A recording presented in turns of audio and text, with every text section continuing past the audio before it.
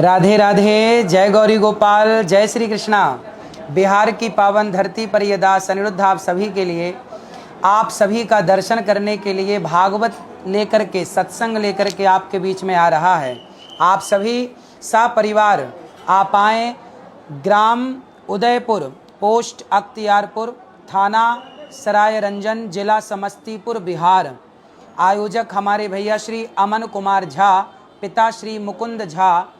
आप दिनांक 5 अक्टूबर 2024, 5 अक्टूबर से कथा की गंगा बहने वाली है। आप सभी बिहारवासी प्रेम पूर्वक उदयपुर अख्तियारपुर ज़रूर पहुँचें और प्रेम पूर्वक इस कथा की गंगा में डुबकी लगाएं।